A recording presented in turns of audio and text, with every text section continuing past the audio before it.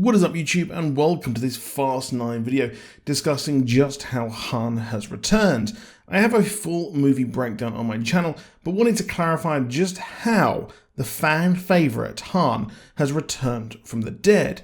Now, he first appeared in Tokyo Drift, where he was helping Shawn, who returned in Fast 9 as a rocket engineer.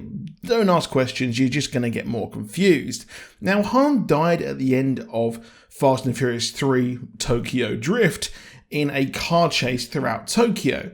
Now, while Tokyo Drift was not that connected to the main franchise, Dom did appear at the end to race Shawn. However, in Fast 7, we would get an extension to that scene where Shawn would return and hand Dom a necklace and picture of Giselle.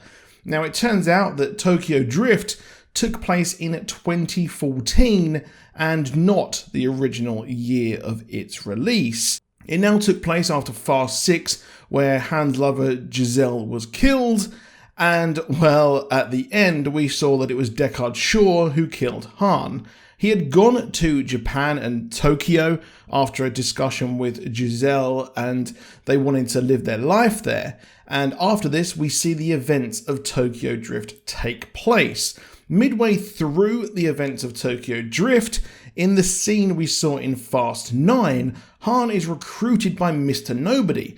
An agent of Mr. Nobody has gone rogue, leading to the super spy needing someone to protect a super weapon called Project Aries, the same weapon that caused all the chaos in Fast 9. Han would then go on and steal documents and other bits pertaining to Project Aries, and he would later find Ellie, the daughter of the scientists behind the weapon, who would then be killed, leading Ellie to need to be protected. It's presumed a rogue agent actually sent these contract killers to try and get this Project Aries, and that agent was Jacob after making a deal with Otto. Luckily, Han has the weapon and the key in Ellie's DNA, so Project Aries was safe for now. One problem: they needed to actually fake Han's death to keep him off the radar so others would not come for him. Luckily, they knew that Deckard Shaw was after him due to the events of Fast 6. So while we saw him die in Tokyo Drift, and all of the backstory in Fast 9 showing him get the weapon took place during the timeline of Tokyo Drift, Fast 6's end scene would show Deckard Shaw as the killer of Han, and the necklace he left was Dom's and wanted to send a message having called Dom to give him a warning. This then led Dom to arrive in Tokyo to investigate, and explains why he was there in Tokyo Drift. Now, Deckard, yes, he did not check the body while the car exploded and just walked away. Now, this was all a ploy. They used the fact that Deckard Shaw was coming after your boy Han to use him to fake his death, as if they faked his death, no one would be coming after him and subsequently Ellie, which would mean that Project Aries is completely safe. Now, he was standing next to Mr. Nobody while this happened, and yes, it is incredibly clunky, as well as how was he in the car and on that, weird ledge at the same time.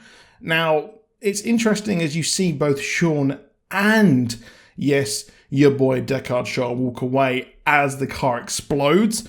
So I'd imagine that he used some kind of tech or something to have Han in that car and protect him from those flames. Well, it's an interesting one nonetheless, and yes, like I said, it is a bit clunky. He stayed dead, in quotation marks, right up until Fast 9, when Letty and Mia went to investigate in Tokyo, and they found him and Ellie. So yes, it is interesting how they have brought him back. They had a retcon with a retcon with a retcon.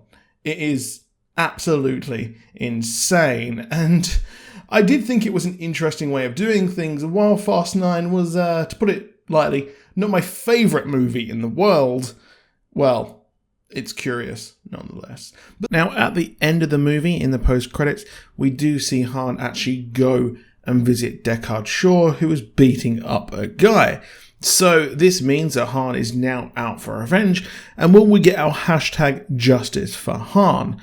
Now it's an interesting one, as Han knew he was coming, and well, it was all staged, but Deckard Shaw did not know this, and throughout the franchise he has expressed regret at killing him, in quotation marks. So it will be interesting to see where that scene goes, and will they have kind of a quash of that beef. That is it for this video. Please do drop a like down below. Please do subscribe with notifications on, and I'll be back soon with a Sylvia Lushton Loki video.